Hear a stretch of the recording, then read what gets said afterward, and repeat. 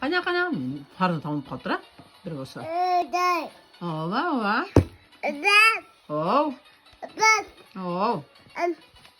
Şoğum koy tuşuyat bu. Yaxshi qız. Ana qanchaga chiqding? Qana qiz Xadija degan. Bir gede. Qanchaga chiqding? Bir gede. Ne qatlim qo'y, ne qil. Bir gede. Yerga chiqib turgan qana appa qiz. Voy, молодец appa. Ene qana ene. Ene ko'rsatib qo'y. Ene qana ene. Ana ene. Apasi qana Xadijani? Apa? O ene bu yoqda, menda enemda. Ana apa? Ana esigib appa. Ana Xadija bu, Xadija. O'yinga tushib qolchi Xadija. O'yinga tushdi. Ana. Appa. Давай. Ben kuştum mu de koy. Qana? Qanday Xadija? Qanday kuchli ekan qana?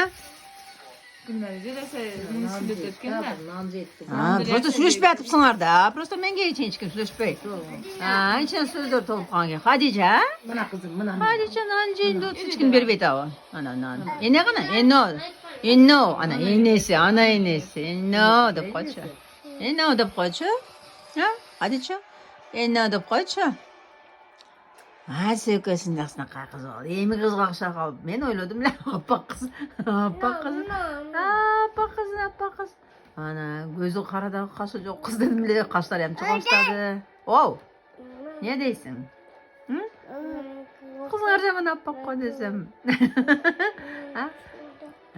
Süretkede atkan жақсынан қалып кен.